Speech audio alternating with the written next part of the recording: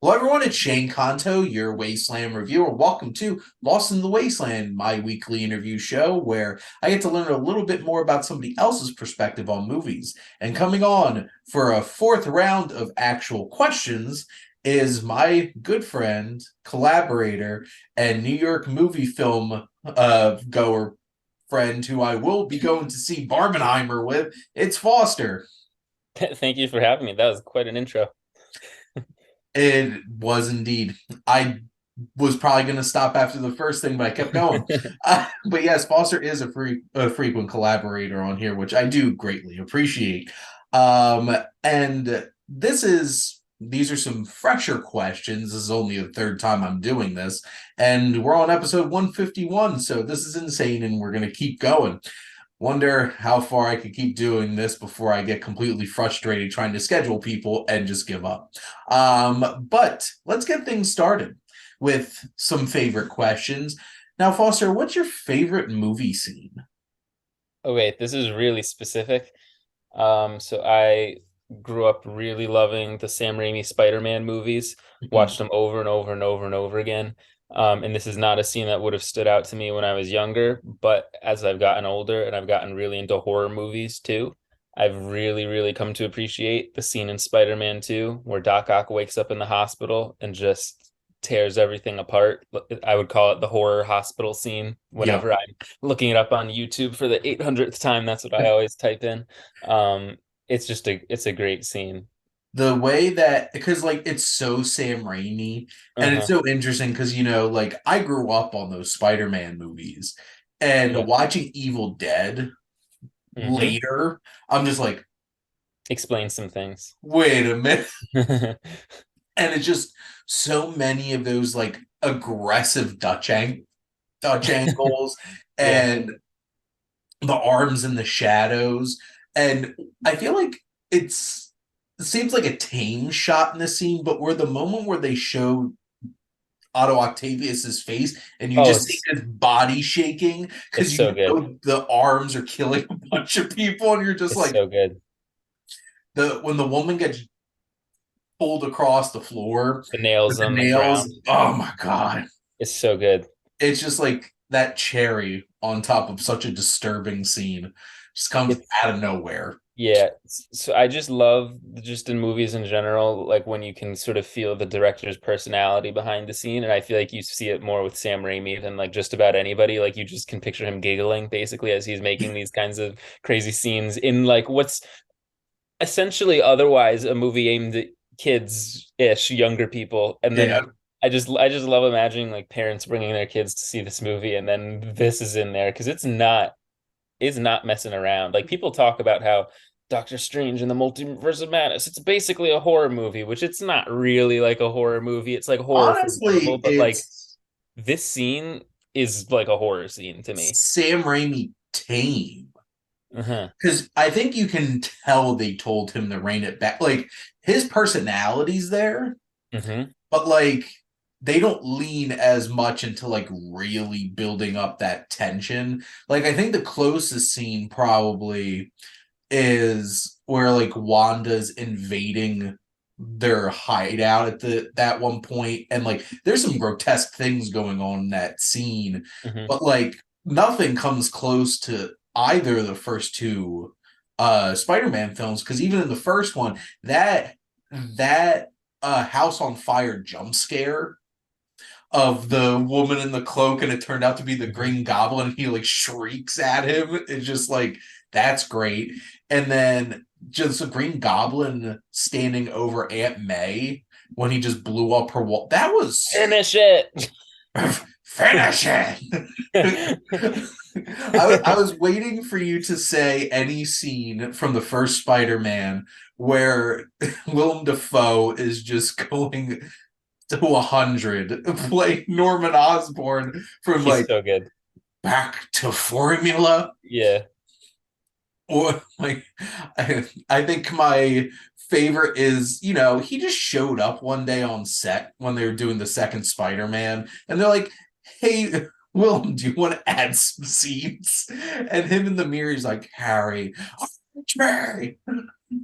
Just So good. those first two are so good, and then Hmm. this third one. It's funny. Whenever I watch the third one now, well, I originally used to skip Bully Bully Parker Hmm. part and him dancing and everything. Now that's just fun now to watch, I know. honestly, because of the memes. But It's also a like, good song. yes. It's so catchy.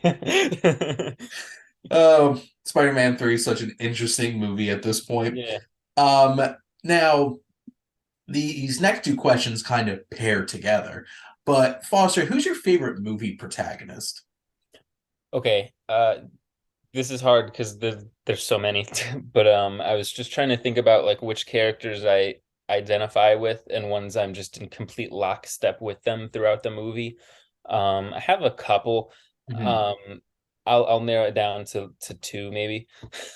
Number one, I would say Truman Burbank from The Truman Show is one of my favorite protagonists. Of course, because it's Jim Carrey and he's amazing, but it's just there's like an underlying sadness to that character too in a lot of scenes, and like you just are with him every step of the way as you realize like this guy has a lot of hopes and dreams and aspirations. And then I think what's so cool about the movie as a whole is that it's really just like a microcosm of life pretty Yeah. much, like um I mean the whole thing is basically like a man sort of like questioning why he's here if you step back like outside of it, like wondering what's his purpose in the world. And it's like that's all of us basically. It's just like a really clever construction to sort of represent like the human experience. And so of course, because as a human myself, I relate to it quite strongly.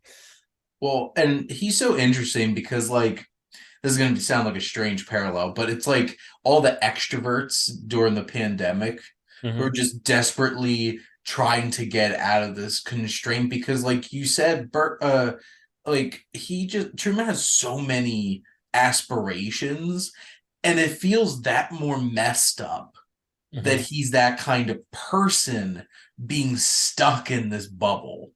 Hmm. Because, like, if he was like a homebody, like maybe he would never want to leave this little town and maybe it would be Yeah. less interesting, but I think that's where that sadness comes from because he can never actually fulfill any of his dreams, and then it's just so satisfying when he gets up to the top of those steps and like, if I don't see you, good afternoon, good evening, and good night. And I'm just Mhm. like, yes.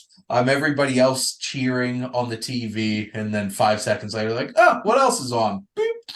Yeah. I think also what I like about him is the like putting on a like surface level veneer of like Mhm. happiness and affability and whatever, like earlier when he says the like good afternoon, good evening, good night line to people. Like that's really relatable, just the like, having to put on a happy face. Also, because I'm a high school teacher, you teach college. That's a thing I have to do every day now, where I just have to like no matter what kind of mood I'm in, I have to Yep. like pretend everything's okay. Not very well sometimes, I bet, but uh then I had another thought and it completely just left me, but I'll go on to my other character, which is Brooklyn, Saoirse Ronan's character. I love so much. And she's also just so relatable too. Like the one shot that stands out to me is like 20 minutes in, right when she first moves to New York and she's working at the store. And she just looks so dead inside. Like it's like just such a depressing image. And it's like, that's relatable too in a lot of ways. The sort of yearning she has to be like sort of back home with her family, or at least to make connections where she is. Yeah. And it's like I don't really relate to her story necessarily. I've not experienced like moving from home or anything. I've lived the same place forever. But just like the way that character is portrayed is so good that it's hard not to empathize so deeply with her. And she's just so great, like as an actor too. I think Brooklyn works so well because it has so many great universal themes to it. Hmm. And even if you don't understand, like you're not an immigrant and making it like traveling to a whole new country and leaving your family behind. We all have those little moments in life where we have to leave things behind, whether Hmm. it's literally leaving home, like going off to college, was like I had some of my uncles placing bets how long I would before I would switch to commuting. Mm. When I went off to college, because I was the quiet kid in the family. Like he's a mama's boy. He can't make it at school, and in reality, I'm like, goodbye.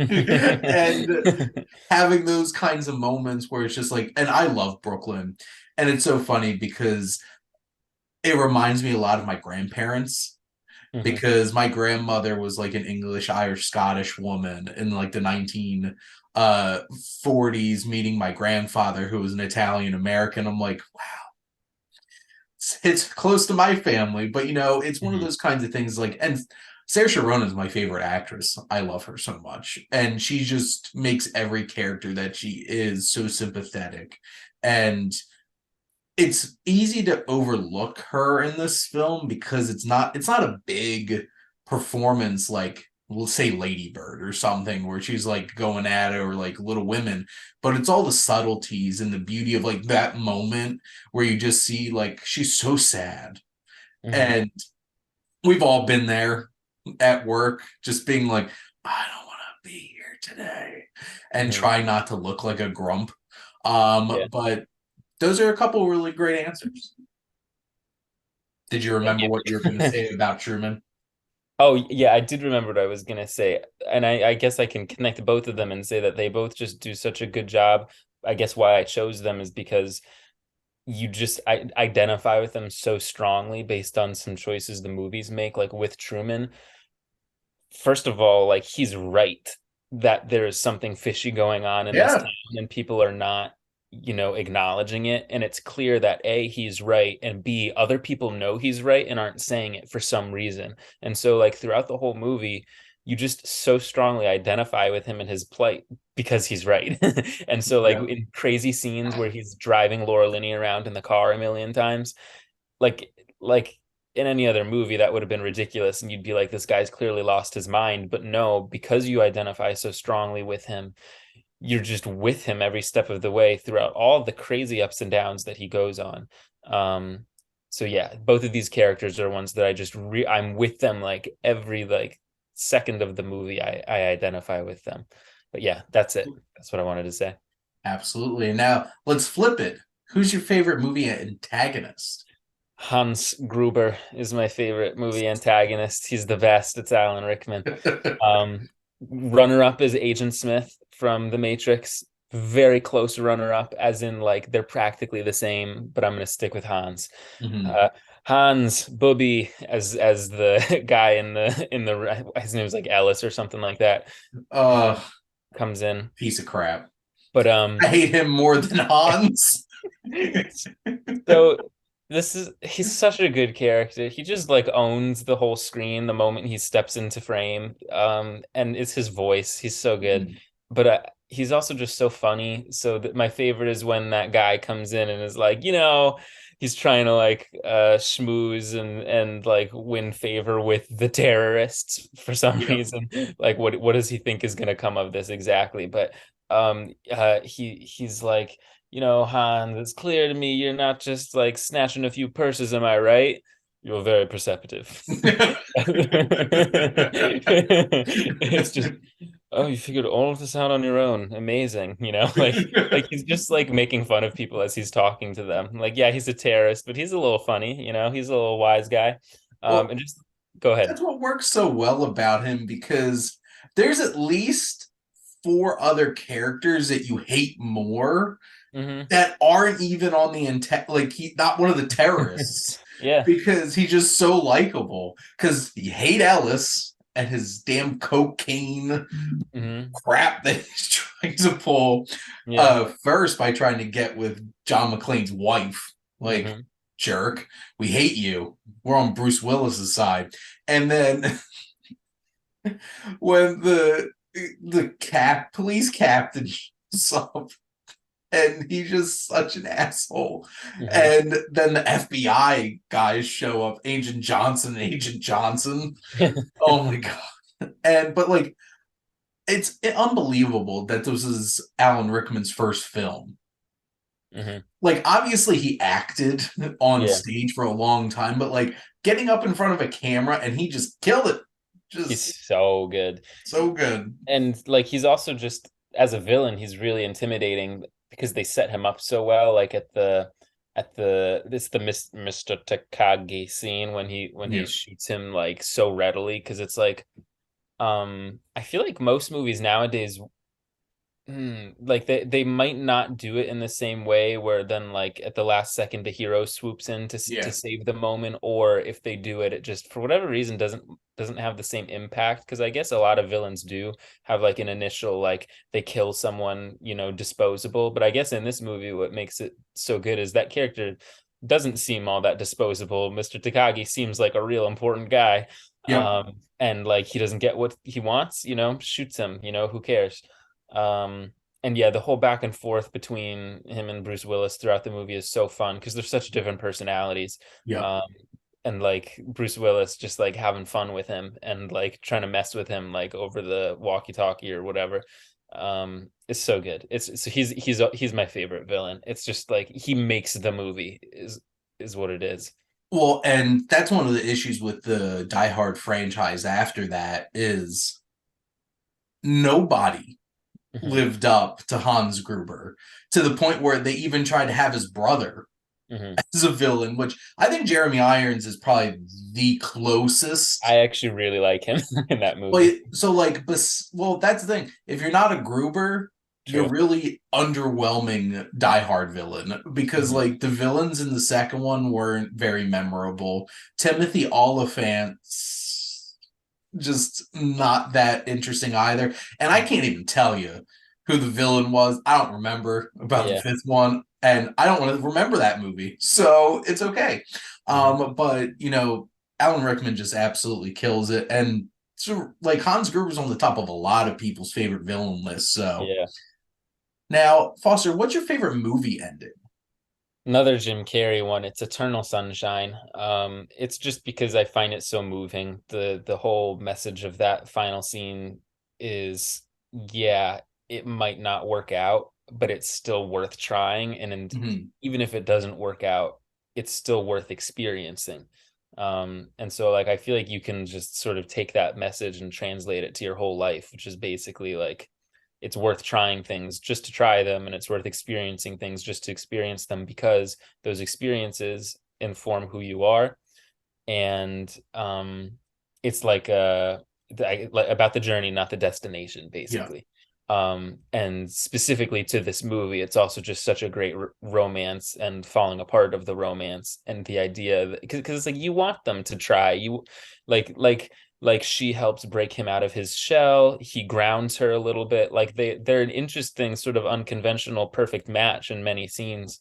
And so like you want so badly for them to try, and so it is really gratifying and exciting to see them like just the way it happens too is so like not nonchalant, but like they don't make a huge deal out of the scene. It's just like, okay, okay, you know, that's the way they say it to each other in the hallway. And it's so good. And it's just like warm and fuzzy. And then there's just some great images. Like I think one of the last shots is the bed on the beach or something like that is the one that stands out in my head. I feel like they cut to that or something during the credits. I can't I remember. haven't watched it in a while. I'm It's trying to just, think. There's so many things to think about so deeply mhm. about that film and even just the concept in general. So, like, Foster, are you the kind of person that would try to erase the bad memories? No, Me I think neither. about this a lot. Not this specific movie, but like if you could press a button and go back, would you retry things over? And it's like, but it's like I wouldn't be the same person, you know, if I didn't have X, you know, negative things happen at one point in time, you know. So yeah, I can't say that I would change anything. It's such a thought provoking film and such an interesting way to wrap things up Hmm. and kind of put you in a place of like, what's going to happen? Yeah. Don't know, but at least they're giving it a try. And Hmm. that's really what it is at the end of that film. Now, my next question for you: what film do you wish you could watch in a theater for the first time? Oh, okay. Basically anything with a big twist would be really fun to see. And so I was thinking through, like The Sixth Sense is like one of my favorite movies. I'm actually talking about that with Aaron Schweitzer, who better like this movie. Otherwise I'll yell at him on air. So get ready for that. So him and Nick and I are going to talk about Sixth Sense. But I decided I'm going to go with Empire Strikes Back because that is one twist when I was thinking through like things that have big shocking endings. That's one where I don't even remember ever viewing it as a twist. I just kind of always knew, I guess, that Vader is Luke's father. So I'm thinking like how Just like cool. how Leia always knew that Luke was her brother, except when they kissed in Yeah. Empire Strikes Back. Always. It's all part of the plan. But like that would have been so crazy to see Mm. that movie in the theater. And I'm thinking, I don't know what the construction of this question is, but like if I could go back to the 80s, and actually see it with that audience, that'd be really cool. Oh, I would love that too. When it's just like, no, I am your father. It would Just be like, incredible. what? And I'm thinking I've never even seen that movie in a theater at all. Mm. That's like a bucket list thing. I got to see that in a theater because that's such a huge scene and like that like big echo expanse of Well, that. they just did Jedi, right? In theaters for its 40th anniversary. Yeah. So I guess maybe you'll have to wait until It'll happen at some point. Empire's like 45th anniversary or something. Yeah, yeah, yeah. So But just to like 3 more years. hear the conversations, like walking out it. That's one of my favorite things about going to the theater is just hearing people's like weird thoughts after the movie, Mhm. just like in that little black hallway before you exit the theater door. Yeah. Like, Because like I always enjoy, like, I used to do it more, but now I see so many damn movies, I just don't have the time or effort to try to figure out times to go to the movie to see a previously released movie. But yeah. I used to do like the Fathom events and stuff like that. I saw Back to the Future on the big screen, and a guy showed up dressed head to toe with the radio, the skateboard, everything. It was Mhm. Marty McFly. And it felt so magical watching that on a screen for the first time. So Empire would be amazing. That Yeah. would be such a great time. I'd go with you. Cool. Make a trip to New Let's do York. it. Now, what subject matter would you love to see get a documentary treatment? Okay. Documentaries are probably my least watched genre of all movies if I when I as I was thinking through. Hmm. And I also feel like almost every subject has a documentary, not necessarily a very good one, but like because of Netflix and everything just pumping out like 800 serial killer documentaries every week and everything, I'm like there's probably not a single story I could come up with that doesn't have a document. I was thinking like oh, the Titanic thing just happened and I'm like oh, they already made like some special about it. I think I saw online or they're making it. It's like everything has a story. So I was just trying to think of like a topic I find interesting, and I've been watching a lot of old like silent movies the past couple weeks. I'm like now that I'm off work Hmm. for the summer, I'm just like watching every movie I can.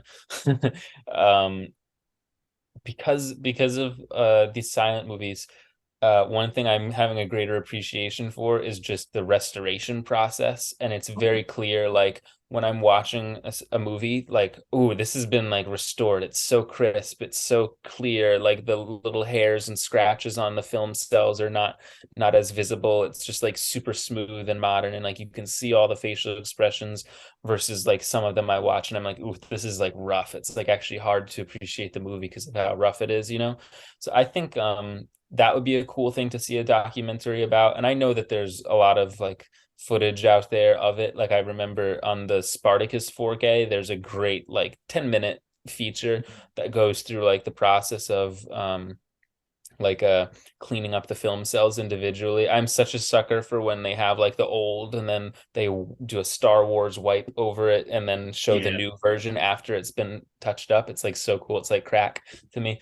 Um, but like it's so cool to see like the little hair the hairs on the cell removed and they show how they do it by going back and forth. It's just such a cool thing and I could watch like a whole like hours of that.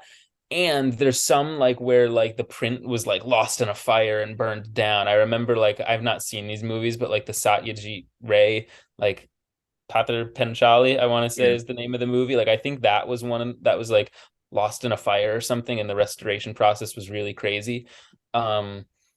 I don't know, like you could just make a real story of it, like follow a protagonist and like have him like communicate across continents and like has to go down into the basement. There's got to be like some like moment of discovery too. Like Yeah. you can craft a story around it. So that's my answer.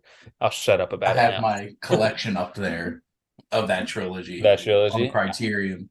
It's so interesting because this is so relatable to my podcast, The Cinematic Wasteland, Hmm. because I'm going through every single year of cinema. Like I Yeah. collected pre 1900 together, but Yeah. like moving forward, like I just did my I just recorded my 1906 episode that will come Wow. out in August. And because like I got to watch all the films and stuff like that. And at this point, it's a lot easier because they're all still. I'm getting Like, to the point where instead of 3 to 5 minute movies, yeah. they're 10 to 15 minute movies. Yeah. But I just covered the first feature length film, The Story of the Kelly Gang, Mm. which is an Australian bushranger film. And the actual film's an hour and 10 minutes.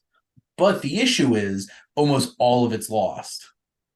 So basically it's 30 minutes of mix of footage and cards narrating what's supposed to be going on in between the footage. And Yeah. there's shots where you see burn marks Hmm. on some of the film and stuff like that. And it's so interesting watching some of these films. And that's why that scene in Hugo just hits so hard where Papa George is going through and talking about his whole entire career of like George Méliès walking us through his history and then Michael Stuhlbarg's character saying, "We found so many of your films," and it's just like that's so magical and wonderful, and that had to be so satisfying for Martin Scorsese to make Hugo, Yeah. and especially now that what is it, him, Spielberg, and PTA are taking Yeah. over like Turner Classic Movies or something.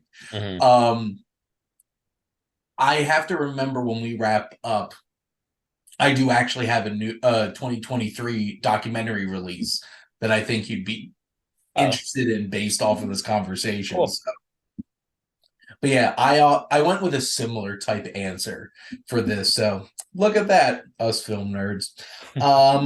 Shifting gears a little bit, talking about television on Oh, these interviews. So Foster, what's your favorite television show? my favorite TV show is Psych. Have you Okay. watched this or do you know of it? Yes. Have you seen it?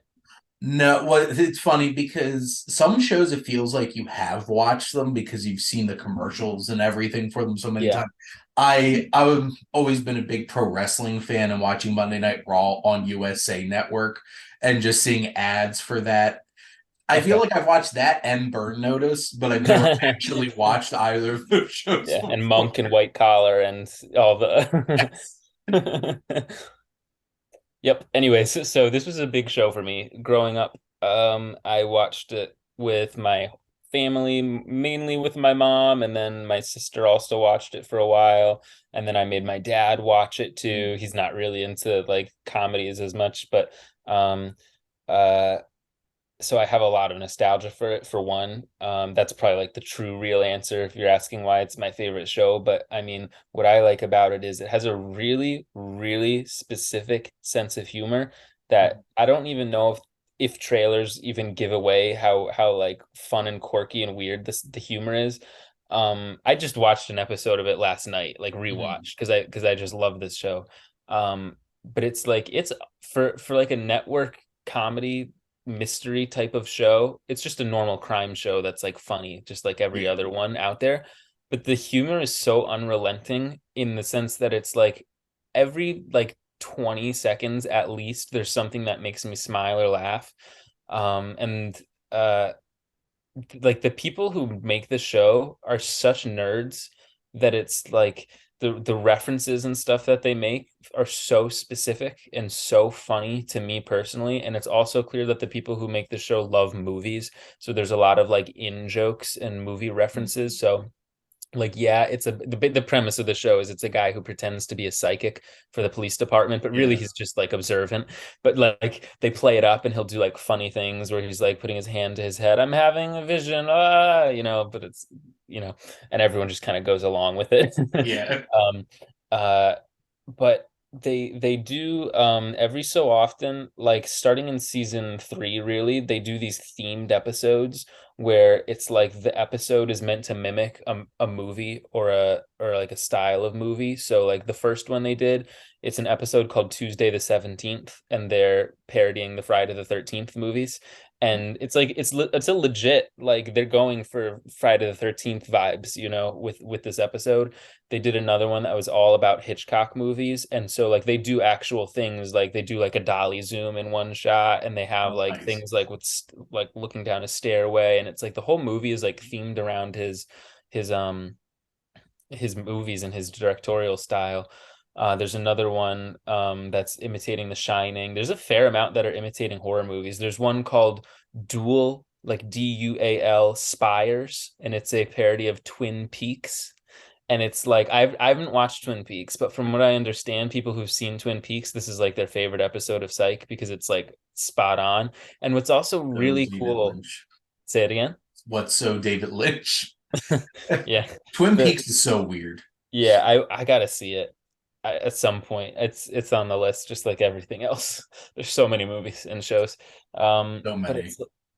it's so fun. They're great like imitations too, and so that's fun like as a movie lover. But there's also great guest stars. So like the whole show has such a reverence for 80s movies, like that Mhm. John Hughes and that kind of thing.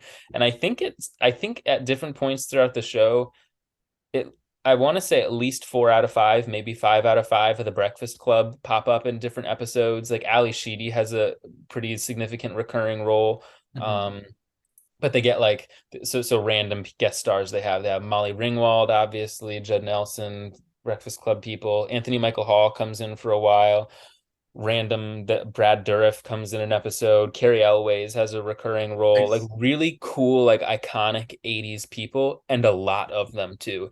And then aside from like parodying movies, they also do just like there's an episode called American Duos, which is supposed to be like a parody of American Idol, except instead of one single person, it's like duos that go on Yeah. to sing together. And the idea is our protagonists, Sean and Gus, have to go on and pretend to be like professional singers. But Mhm. like this was at the time when American Idol was nuts, like where crazy people would come in and get on the show. So it's like it was convincing enough that they could conceivably be on the show. And Yeah.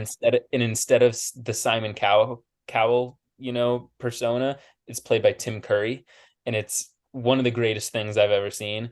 And Nice. and like they have to drive him around. The lines in this episode are iconic. They have to drive him around in this little blue car, and he just sits there. I feel like I've been incarcerated in a blueberry. Like he just says these things like there's so many good lines. Like I can't stress how funny this show is. It's like the mysteries are fine. Some of them are better than others, just like any other mystery show, but it's so funny. Such a great show for movie lovers. And I feel like more than anything else in the world has shaped my sense of humor so significantly, where like I watch it now and it just makes me so happy. And I'm like, this Mhm. is why I am the way that I am because I watched this show when I was in like middle school and thought it was funny. So I'll stop talking about it now, but it's my favorite show ever. There you go. Have Yeah. me sold. I have to check it out. It'll get added to my endless list. Get around to it eventually. But what's your favorite television finale? Okay. I'm gonna go with the finale because I it's basically a finale, even though it's coming back in a different form of Daredevil. Okay. I really loved that last episode of season 3. And I say it's kind of like the finale because it's like, yeah, he's coming back in Daredevil Born Again, but I'm kind of skeptical that it's gonna be the same. Yeah. Um, and it's sort of like a like soft, gentle reboot at the very least. They're gonna have some different characters and some different cast members, even though I know Matt Murdock and Kingpin will definitely be the same and will be there. I don't know if Foggy and Karen are gonna be in this show though. Doesn't sound like it.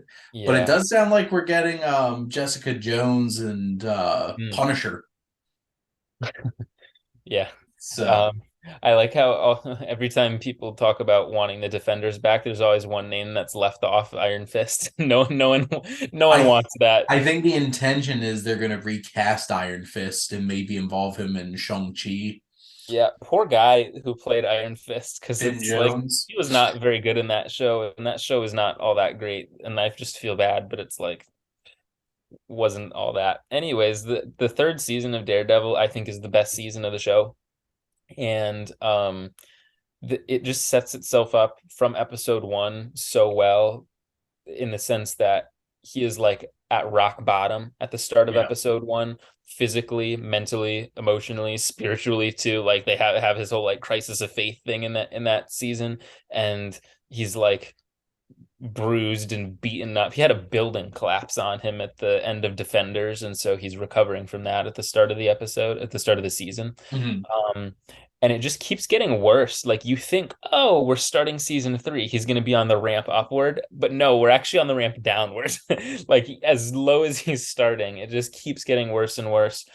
Kingpin's influence continues to grow in like really shocking moments too. There's realizations we get throughout the show of, oh, so Kingpin was just behind this whole thing the entire time too, and oh, so he just basically owns like the FBI, and like Agent Nadeem, who's another like side protagonist of the series for us, um, is like our FBI guy stand-in, who we're like realizing how corrupt the system is, Yeah. largely as a result of Kingpin's influence.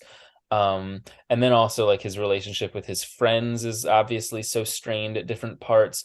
He's grappling with his family history, like with his mom. We learn some things about that. Um, and it's just like keeps going down, down, down, down. And then in the last few episodes, you think like, okay, we're about to hit the ramp up, but it like doubles down all the way until the finale. And then in the finale, finally, he comes back up again.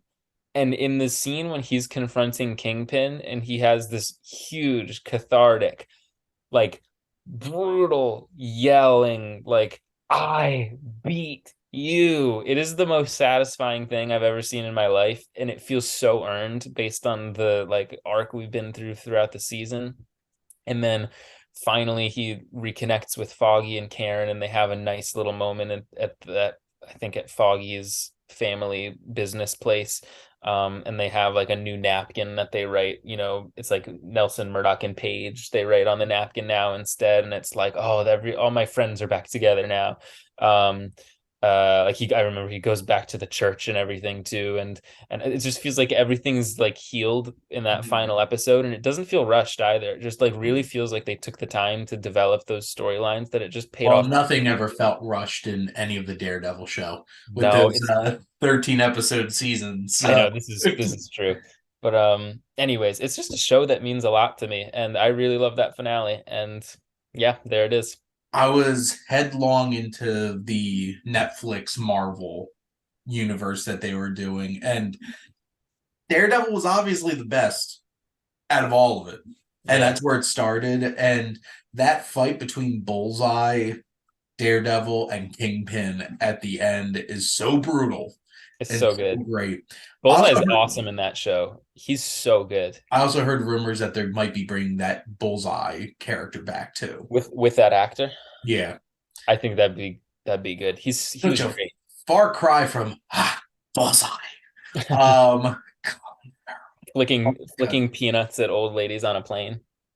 that was one of the reasons why I hated Colin Farrell originally, was because like I couldn't stand him in so many movies at that point. But just the three a season arc that we got with that Daredevil show was so great. I think it's I don't know if I really want all of that coming over into the MCU just for it to be different. And then it's like, why are we having the same actors here then? Like, Mhm. I love Charlie Cox. I love Vincent D'Onofrio. I love John Bernthal. But, like, I don't know. I'm going to hold out a lot of thoughts about the Daredevil series until it actually comes out and I see it. Yeah, Because, like, it's going to be different. It yeah. has to be. Kingpin's already different. He is. Yep. Saw him in Hawkeye in that way. And then, Daredevil's a little lighter, Mhm. getting some for him. It's, you know, it's going to be interesting, but that Daredevil series on Netflix was great, and that ending worked so well for what they were going to give it because obviously the whole entire franchise disappeared, and Netflix is like, goodbye, cancel all of you. Yeah. Um, Now shifting gears back into film, what which director do you think would best direct the story of your life, Foster? Richard Linklater. This is a pretty easy answer for me.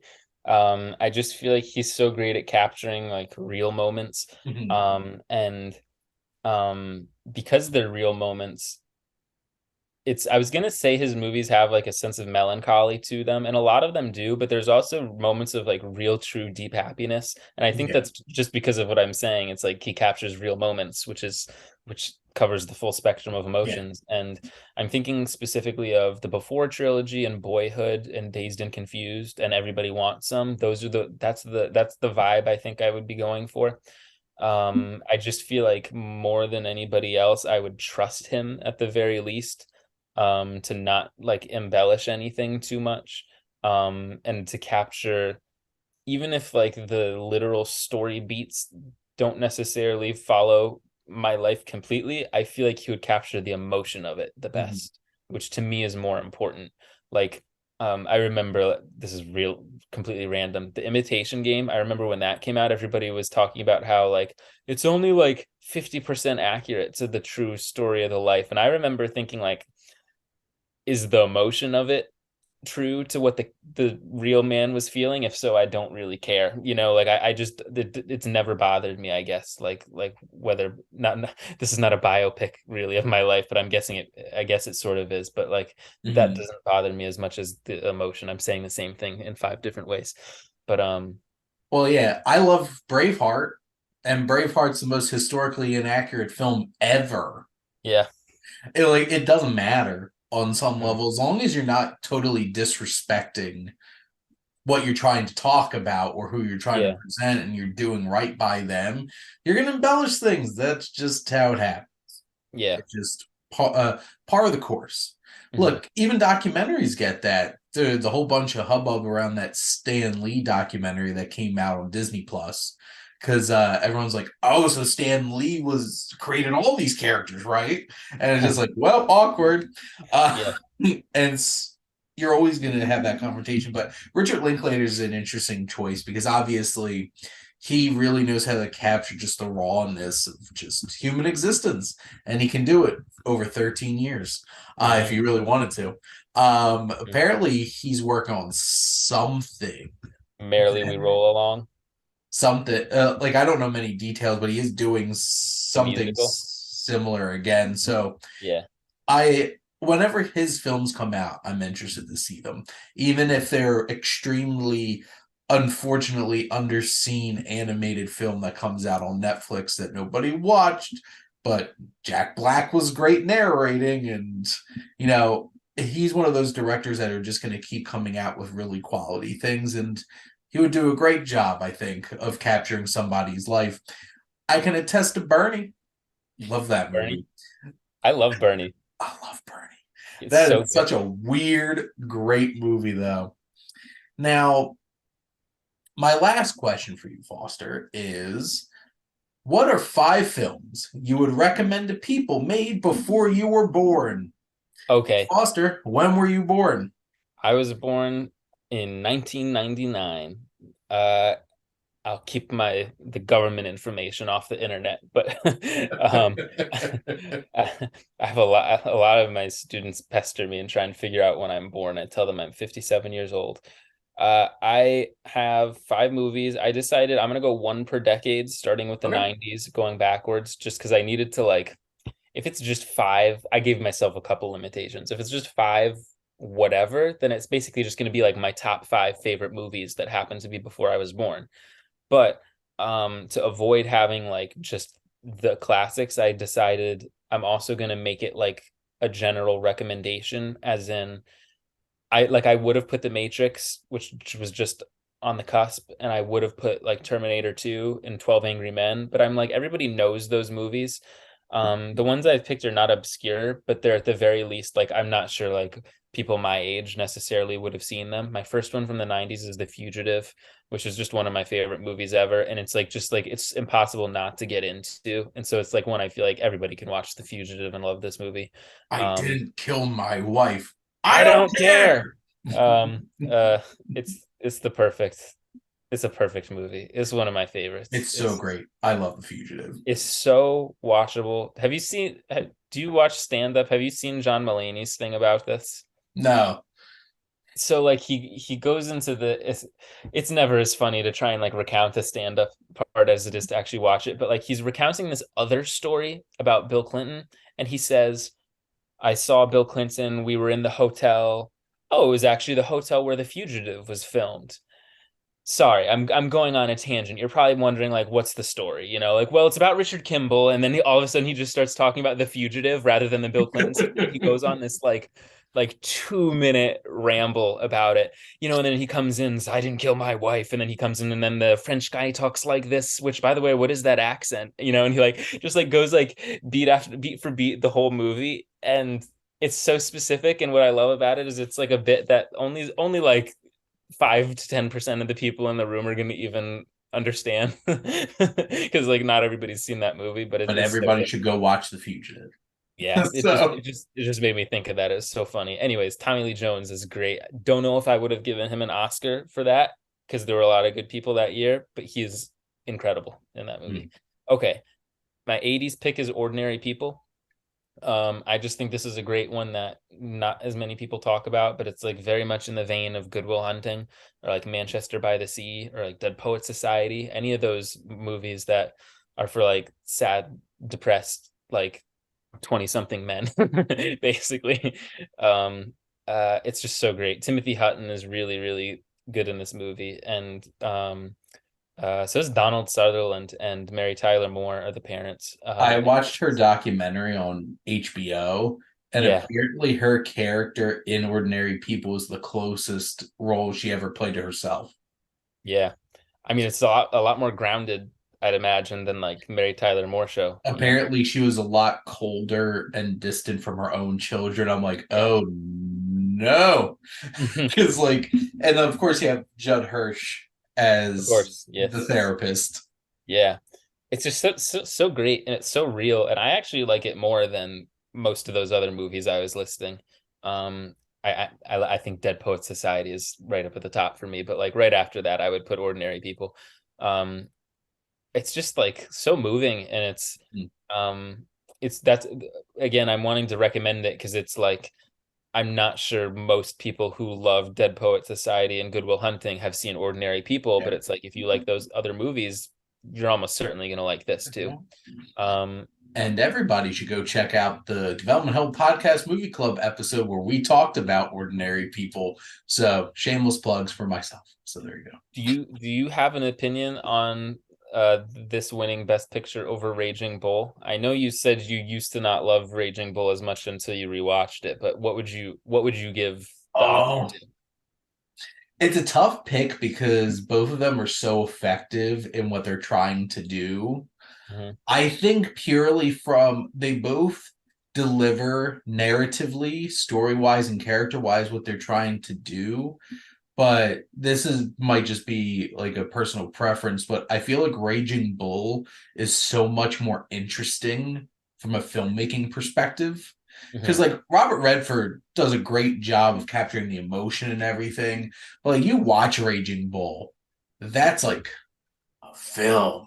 Like Yeah. you see like the boxing scenes and everything, and it's so funny because people are make comments about what uh Michael B. Jordan did with the final fight in Creed 3 as a director, and it's like, what was that? I'm like, you obviously haven't seen Raging Bull, uh, kind of thing. But I probably would have given it to Raging Bull, but you know, having watched Ordinary People a couple of times at this point, it's like it's one of those things where I'm not mad. I'm not like God, Green Book. God, Crash, or The Greatest Show on Earth. Um, like it's not one of You're those still kind of. mad about that one. It's only been like It's 70 years or whatever. only been like 60 years, 70 years, whenever the movie Yeah. came out. I was just trying to like, I know like there's certain movies that have been nominated for Best Picture that make absolutely no sense. But it's all a political game and where you push the money around in campaigning. But like I do not think Ordinary People is an undeserving Best Picture winner. I Yeah. just think it's a much more accessible drama, even though it's extremely heavy and uncomfortable to watch. It's just Raging Bull is that much more uncomfortable to watch. And it's harder to sympathize with the film when, uh just Jake LaMotta's piece of shit, to be Hmm. honest. But I would probably give it to Raging Bull, but I'm not mad that Ordinary People won. Yeah. I need to rewatch Raging Bull. It's been like a long time since I watched it, and I was probably too young to appreciate it. So like right now I would say Ordinary People, but like who knows what I'll say in a couple of years. Yeah, fair. My 70s pick is Dog Day Afternoon. I just Ah, think it's incredible, and it's one that it's like, yeah, you've seen The Godfather, you've seen Scarface. The like next rung after that would be like Dog Day Afternoon. I actually like it more than most of those other movies. It's just so watchable, and I think it's my favorite Al Pacino performance. Um, it's just like, I mean, it's tense, it's rousing, it's like everything I want in a movie, pretty much. he was Chris, such on a hot streak at that point with Godfather, Serpico, Godfather Part Two, and Dog Day yeah, Afternoon. Like, what the hell? I know. Also, Sidney Lumet, how crazy is his career that he's had like hit after hit like across decades? Yeah. Like 12 Angry Men is like what, 57? And this Mm-hmm. is 75. And then doesn't when's The Verdict? That's like in the 80s, right? Like, and then he has like even in the 2000s, like Before the Devil Knows You're Dead, I think is 2007, right? So like that's like 6 or 7 decades of great movies that he's been making. I mean, I'm sure not every movie is like 10 out of 10, but like, Yeah. I mean, like Before the Devil Knows You're Dead is really good. Mm-hmm. Um, anyways, Dog Day Afternoon, perfect. Chris Sarandon is also really underrated in that movie. I think he's great. My 60s pick, this is more obscure. This is just I was like looking on my letterbox for whatever Mm-hmm. reason, like I feel like I've even seen more, especially after this past couple of weeks, more silent movies than I have from the 50s and 60s. Or I feel like 40s through 60s are like not a blind spot, but I just need to see more. But one that I've really loved, that I've never heard anybody talk about from the 60s is called The Miracle Worker from 62. This is about Helen Keller and her like tutor, basically. And Bancroft. Have you seen this movie?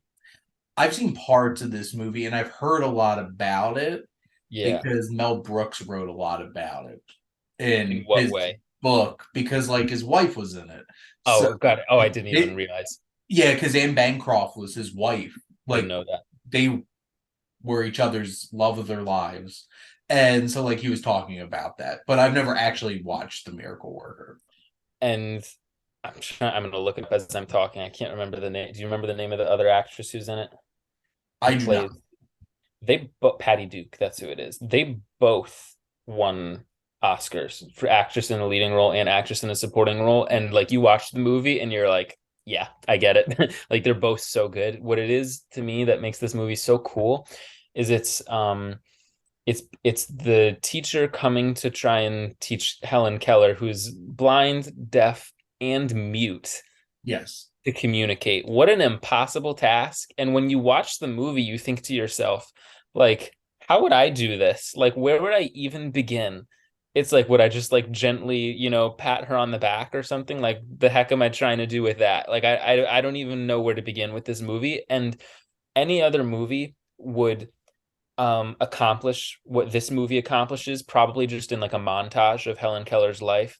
She was young, and then here's 5 minutes to show her tutor connecting with her, and then she grew up to be this influential thinker and yada yada.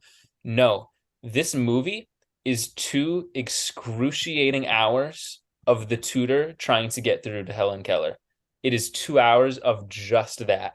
It is uncomfortable. It is long, not in like a boring way. It's really interesting, but it's like you just feel the like stress and the impossibility of this task. And of course, because you know of Helen Keller, you know that eventually the tutor breaks through to her. So when that moment comes in the movie, it is the most satisfying, gratifying, wholesome, fulfilling, exciting, life affirming thing ever. And I just really liked this movie. And I've never really heard anybody talk about it, but I just randomly, this is when I go to the library all the time and I just like saw it on the shelf and I was like, I've heard of this and I just wanted to watch it. And I'm very glad I did. So that would be my 60s recommendation. I went to put it on my watch list and it was already on my watch list, so I'll Very good. do it eventually. It's great. The one from the 50s, my last one, my fifth and final movie, even though I've been talking for 20 minutes, is Ikiru, Kira Kurosawa, which is probably my favorite of his. I just think that's a very moving story. It is a very timeless story. And of all the movies I had seen in the 50s that I looked at on my letterbox, that was the one that I felt the most compelled to recommend to people. So there it is. And it's right on Max because they have a large selection of Akira Kurosawa films on there. My Mhm. movie club's going to be doing Rashomon Mhm. for this month, and my friend Matt was over last night. He's like, I want to watch another one. Mhm. And so like we're going through, we wound up watching Yojimbo because it Yeah. was like the shortest. Because we didn't have as much time, but it's Ikaru is so great, and it's such a sad story and such a beautifully shot film, but also so inspiring to see what one person can make such a what seems like such a small difference, but such an impactful difference for his community.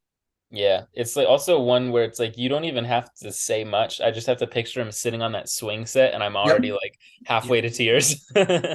It's Parks and Rec, directed by Akira Kurosawa. Yep, exactly. In a much darker way. hmm Um, but Foster, you've done this enough. How I always like to wrap up my shows, have my guests ask me a question. So, what would you like to ask the Wasteland Reviewer? All right, here we go. This is I always stress because I don't want to pick something that's too hard to think of on the spot. But what do you think is a genre, movie trope, or character archetype? Answer however you like that needs to make a comeback. So I'll just talk for like 10 seconds as you're thinking, but like think like how Ryan Johnson brought back the murder mystery genre with Knives Out, and now that's having like kind of a little renaissance. What's something that you think needs to make a comeback that you haven't seen in a while? I, and this is going to sound like an odd choice, but I was just writing an article about um, the state of theatrical film releases. Theater comedies need to make a comeback because, hmm like, I feel like COVID had shifted them all to streaming. hmm And there's something special about sitting in a theater and laughing along with people. Because how many straight comedies can you think of that have been released in theaters? Just no hard feelings. That's the only one I can think of right now. That was such a weird thing going to see that movie and being like, wait a minute, this is just a comedy. hmm And because like you know everybody can say what they will about Marvel films, like oh they're just going for jokes, but like they're not actual comedies. hmm Like there's so few, and I remember seeing the trailers for Lovebirds hmm before COVID happened, and just being like, I can't wait to watch this. Like this is some Handmaid's Tale bullshit, and Issa Rae just being like big bag bitch and stuff like that. And I couldn't wait to watch Issa Rae and Kumail Nanjiani have so much fun on the screen, and then you know you wind up watching it on Netflix hmm and at home. At least I had my wife to watch it with, but like comedies feel so much better when you're watching. Seeing the Jackass Forever movie in a theater with people was one of the most, it was the happiest moments I had had in a long time Yeah. after the pandemic. Just sitting there laughing, almost choking on my mask. And just experiencing that with people, they need to start bringing them back. And two, you need to put some stuff out there that aren't just massive films that cost $300 million hmm that are never going to make their money back. Yeah. read something online. It's like a tweet today or yesterday about Indiana Jones Dial of Destiny. It made like $150 million or something like that worldwide, and it's considered like a disappointment. And someone responded like, maybe we should consider like why is it that we're spending so much money on movies that $150 million opening is considered a disappointment? It's like movies are expensive nowadays.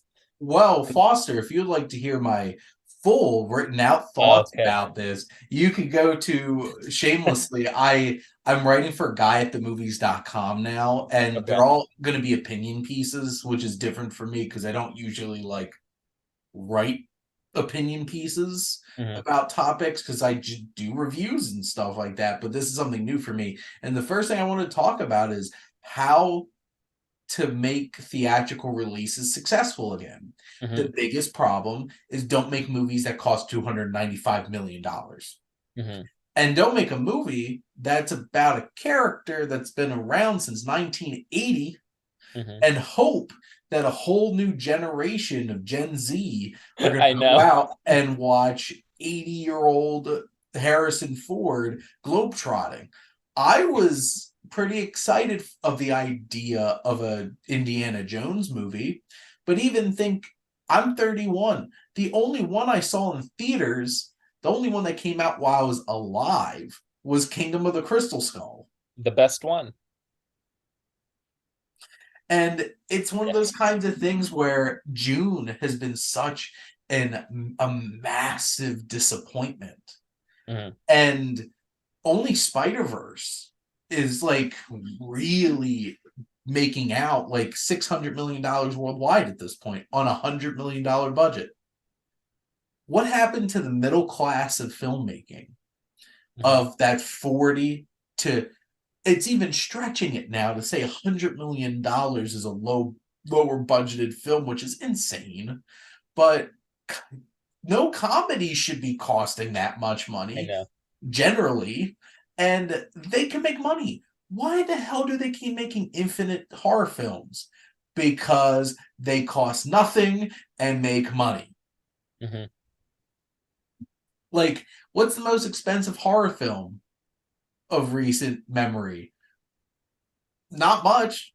They all cost like at most $30 million, probably. Look at Beau is Afraid, cost $30 million. Hmm. That's definitely not making its budget back, but that's a whole other conversation. But like, there's reasons that you need films like that, and why the theater comedy is so important. Because like, what do we get? What the heck was the Julia Roberts George Clooney movie called?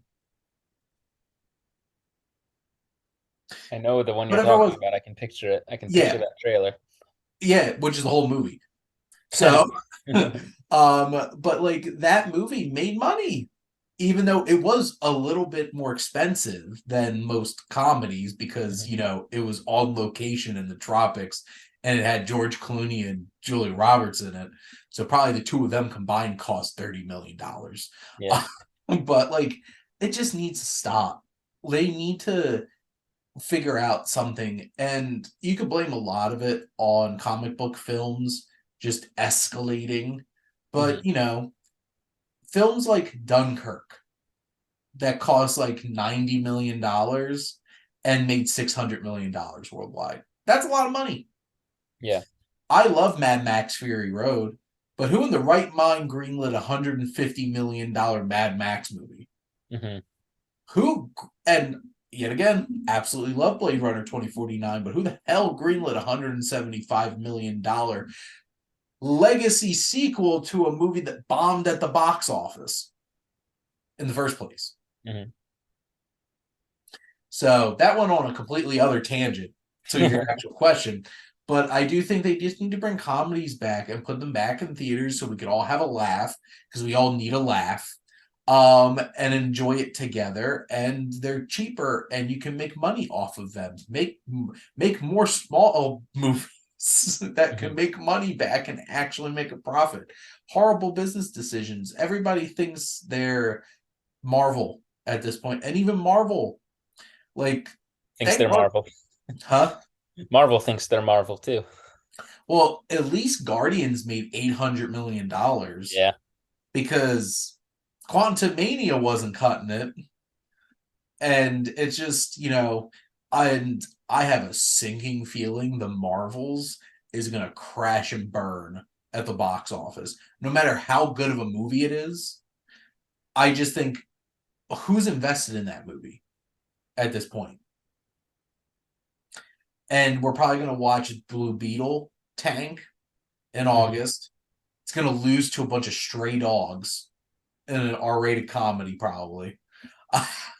So stupid. And Aquaman, that's still supposed to come out in December, that we've heard Yeah. absolutely nothing about. Yeah. Nothing. So there's a lot of things that need to change, but bring back the laughs. Put them in a theater. I want to laugh with people. But there you go. Thank you for your question, Foster. Good answer. And thank you for coming on for a fourth time and to ask some questions. No, I asked the questions. You answered them. So thank you. Asked one. Yes, you did. Yeah, I did my part. There you go. But thank all of you out there for always tuning in and supporting your Wasteland Reviewer.